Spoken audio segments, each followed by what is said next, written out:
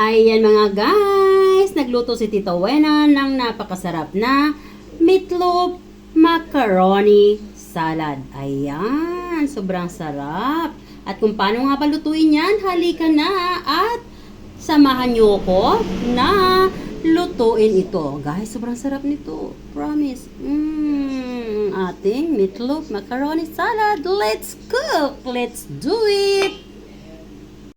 Ayan mga guys, bigla lang ako nag-crave ng macaroni. So dahil yung chicken ko ay nakalimutan kong i-defrost, alam nyo ba, ang gagamitin ko ngayon ay beef loaf. Yes, at ang aking beef loaf ay chinyang ko lang ng ganito at fry ko siya sa oil and butter. Yes. At ayan, ang ating macaroni ay huhugasan ko muna bago ko i-boil. Ayan, para mas siguradong malinis at talagang mapapasarap natin yan. At ang mga iba pang ingredients niyan ay ito yung iba pang ingredients ng ating gagawing macaroni. Meron tayo ditong big time cheese at meron din tayo ditong all-purpose cream at meron din tayo ditong cream densada. At syempre hindi mawawala ang mayonnaise. At bumili rin nga pala ako ng raisin. Ayan, huhugasan natin yung raisin guys ha. So halika na at ilagay pa natin dito ang ating macaroni. At hugasan muna natin bago natin palambutin. Kaya nga pala, palalambutin ko yan sa pressure cooker para mas mabilis. At makasave ako ng gas. Ang mahal na kasi ng gas ngayon, almost 1,000 na ang isang tangke. At siya nga pala, sa paggagawa natin ng macaroni ay gagamit tayo ng patatas. Ayan, lalagyan ko ng patatas para may kulay-kulay. Mas masarap, di ba? Ayan, halika na. Hugasan na natin yan at pakuluin na natin para lumambot na. Ayan mga guys, so habang pinipressure ko nga ang ating macaroni para sa ating pagluluto ay dadako naman muna tayo sa pagpiprito ng ating meatloaf para naluluto sila ng sabay. So dito ay meron na tayong mainit na oil. Ilagay na natin ang butter.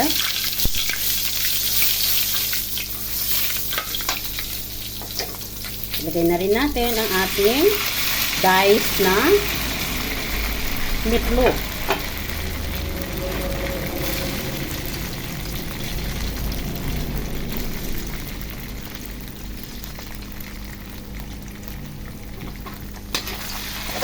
Ayan, so hayaan lang natin na ma-toasted ng konti.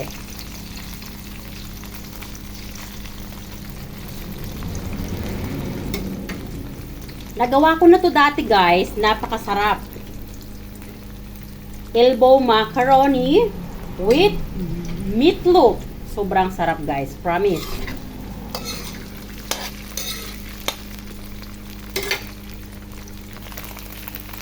So, ayan. So, halu-haluin lang natin ang ating meatloaf hanggang mag-crunchy yung every corner niya. Ayan. So, ayan guys. Pwede na yan. Ganito yung texture na gusto nating ma-achieve. Ayan. So, pwede na natin kunin sa oil. Patay na natin para hindi na mag-continue yung cooking process. At itabi lang natin doon sa medyo upper side para hindi na siya masok sa oil. Ayan, at kukunin na natin yan.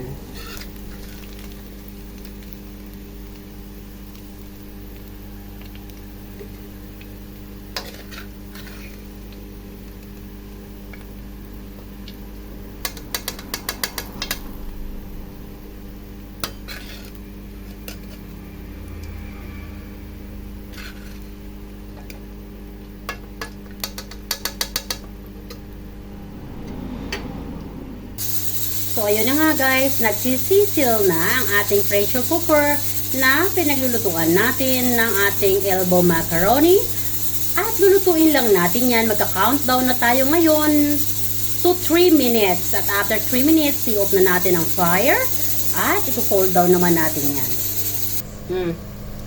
So, ayan mga guys, after 3 minutes, ay i-cool down na natin ang ating elbow macaroni. Ayan. So, mas mabilis na i-cool down kung natatapat natin sa faucet. Narinig niyo yung sounds, no? Once na nag-tick, ayan. So, means, ready na siyang i-open.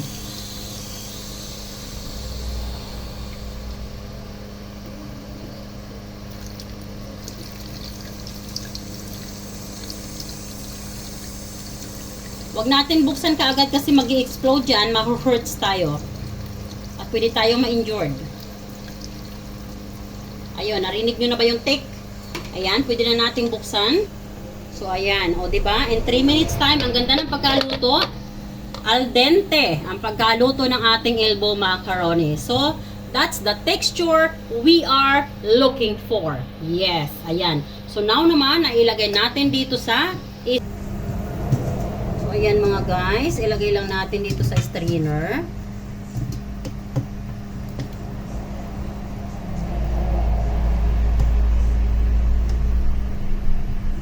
Ayan. Ganda na pagkaluto ng macaroni natin. 3 minutes is just good. Mga guys, subusan lang natin ng water para hindi na mag-continue yung process ng cooking. At para yung heat niya ay mag-subsides na.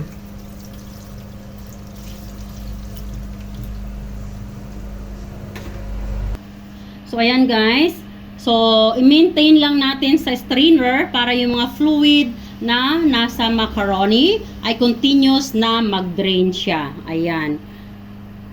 At mamaya, pag drain na yan at ma-air dry na, ayan, so, lalagyan na natin ng mga ingredients para makumpleto na ang ating elbow macaroni salad. Yes, na masarap. Ayan guys, halika na at gawin na natin ang ating macaroni salad. Dito sa isang portion, ilagay na natin ang hinugasan na natin na raisin. Dito naman ay ilagay na natin ang ating diced carrots.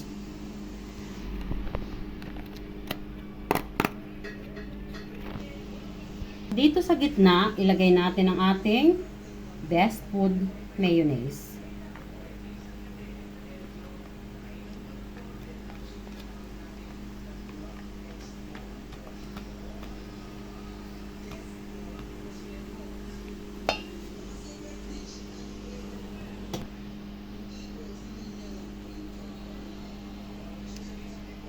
At sa isang kanto naman, ilagay natin ang all-purpose cream.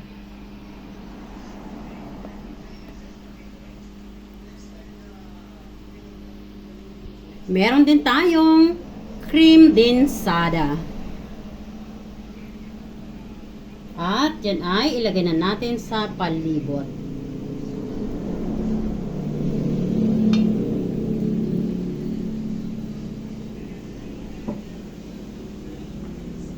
At ang ating condensed milk. Ayan. First time ko pong gagamit ng brand na to. Ayan, so try natin.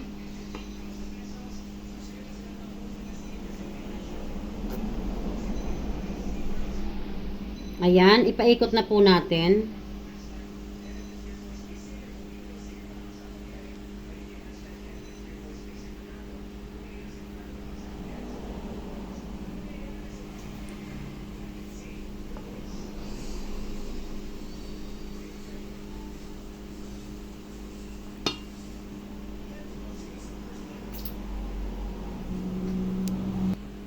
At isunod naman natin ang ating diced cheese.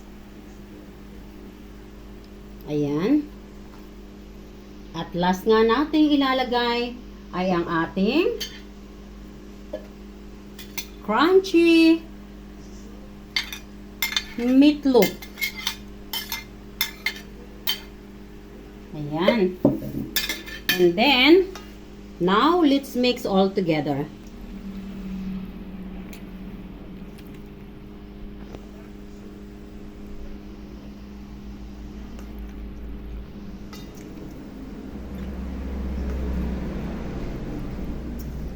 Ayan. Let's just mix all together until ma-incorporate lahat ng mga ingredients.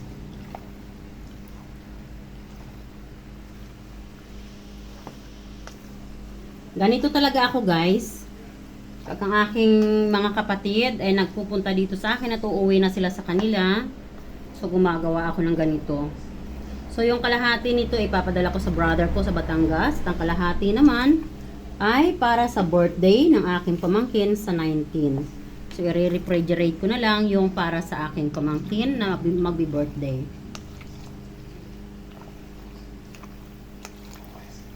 Ayan. Wow. Awesome. Oh. Ayan guys, look at that. Wow. Yummy. So ayan guys. So we are done for our meatloaf macaroni salad. This is so good. Look at that. Wow.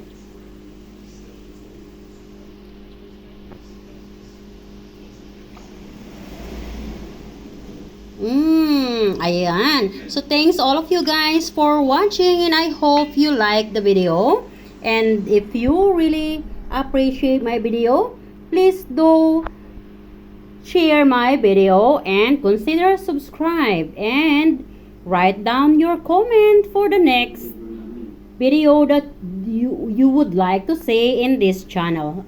I love you all guys, and this is Tita Wena always saying, don't forget to keep loving one another. I love you all. God bless.